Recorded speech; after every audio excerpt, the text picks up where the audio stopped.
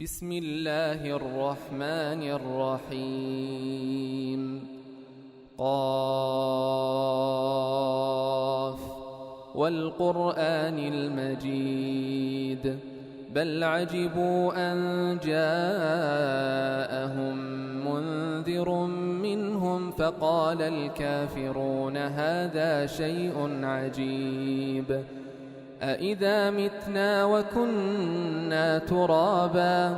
ذلك رجع بعيد قد علمنا ما تنقص الأرض منهم وعندنا كتاب حفيظ بل كذبوا بالحق لما جاءهم فهم في أمر مريج أفلم ينظروا إلى السماء فوقهم كيف بنيناها وزيناها وما لها من فروج والأرض مددناها وألقينا فيها رواسي وأنبتنا فيها من كل زوج بهيج تبصرة وذكرى لكل عبد منيب ونزلنا من السماء ماء مباركا فأنبتنا به جنات وحب الحصيد والنخل باسقات لها طلع نضيد رزقا للعباد وأحيينا به بلدة ميتا كذلك الخروج كذبت قبلهم قوم نوح وأصحاب الرس وثمود وعاد وفرعون وإخوان لوط وأصحاب الأيكة وقوم تبع كل كذب الرسل فحق وعيد أفعينا بالخلق الأول بل هم في لبس من خلق جديد ولقد خلقنا الإنسان ونعلم ما توسوس به نفسه ونحن أقرب إليه من حبل الوريد إذ يتلقى المتلقيان عن اليمين وعن الشمال قعيد ما يلفظ من قول إلا لديه رقيب عتيد وجاءت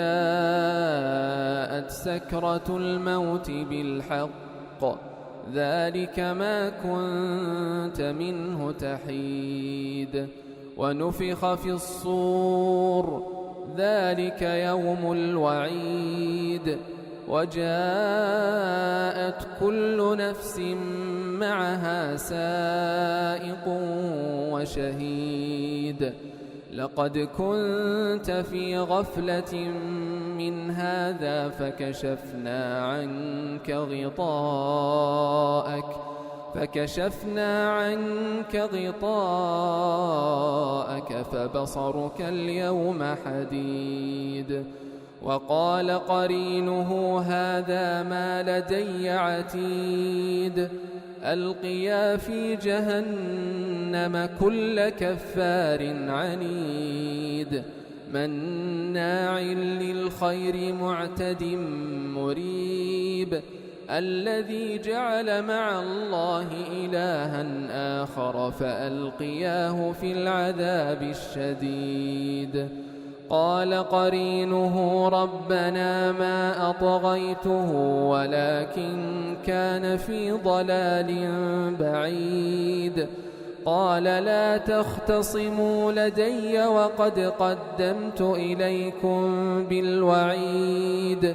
ما يبدل القول لدي وما أنا بظلام للعبيد يوم نقول لجهنم هل امتلأت وتقول هل من